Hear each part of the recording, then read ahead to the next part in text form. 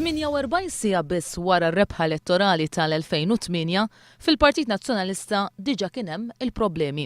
Ikkonferma dan il-Prim Ministru Lorenz Gonzi waqt laqgħa politika f'Ħażebbuġ. For the record, ħalli tinżel pubblikament. Aqqas kienu għaddew 48 sija mir-rebħa elettorali tal-2008 li ma bedix iberraq bl-ikraħ għall-Partit Nazzjonalista fil-Gvern. Il-Prim Ministru jgħid li l-Partit Nazzjonalista kellu jagħmel 5 snin jissapporti, iżda kellu raġun jagħmel hekk. Imma kellna raġun inġibu ruħna b'dal mod u nissopportu għal 5 snin sħaħ u issa laqna l-leġislatura waslet fl-aħħar. Kenna raġun u jien inħares li r-riżultati u ħbib tiegħi ngħidilkom kenna raġun 100%. Post ir-riżultati li tkellem dwarhom il-Prim Ministru kien hemm mit-tarzna fejn qal li huwa kien ilu sa mill-2004 jgħid li s-sitwazzjoni ma setax tibqa' sejra kif kienet sejra. Il-bidu fl-2004, 2005 u kont fi sqarrija fil-Parlament fakkart il-kulħadd illi s-sitwazzjoni fit-tarzna ma setax tkompli kif kienet. Minkejja dan, iżda 4 snin wara fl-elezzjoni ġenerali tal-2008, il-Prim Ministru bat ittri personalizzati fost oħrajn fid-djar tal-ħaddiema tat-tarsna biex jassigurhom li l-post tax-xogħol tagħhom kien garantit. Weda li ma nżammitx. Waqt li ddefenda u ġġustifika l-fuljett anonimu li ntbat mill-Partit Nazzjonalista lil ħaddiema taċ-ċivil, Lorenz Gonzi ma qalx minn fejn il-Partit Nazzjonalista kiseb l-informazzjoni tal-ħaddiema li rċevew dan il-fuljett.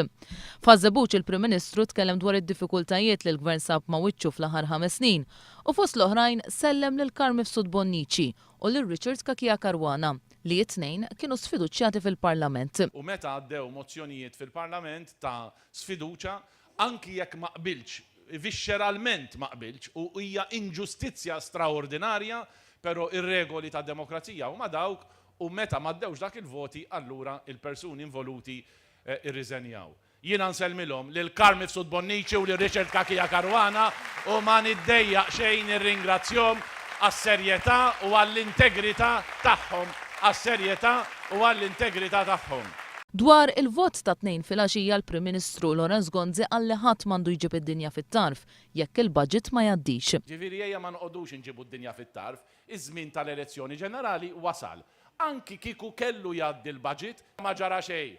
Għada immur il-Parlament flimkien ma' sħabi, quddiem kulħadd nitkellem quddiem il-poplu kollu, u mbagħad jittieħed il-vot u mbagħad nerfgħu ir-responsabbiltà kull wieħed u waħda minna. Il-Prim Ministru qal li huwa njora lil min fi kliemu ipprova jagħtih il-gambetti. U nagħti importanza lil xi ħadd li kien moħħu biex jagħtini gambetta, kont inkun irresponsabbli kieku għamilt hekk.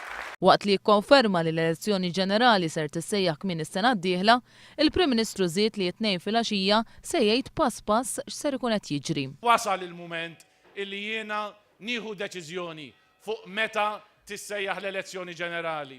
L-elezzjoni ġenerali tissejjaħ kmieni s-sena d-dieħla meta jkun jaqbel lil pajjiżna u jekk il-min irid fil-ġranet li ġejjin inkun nista' għada stess nieħu pożizzjoni u tkunu tafu preċiż pass pass ser jiġri.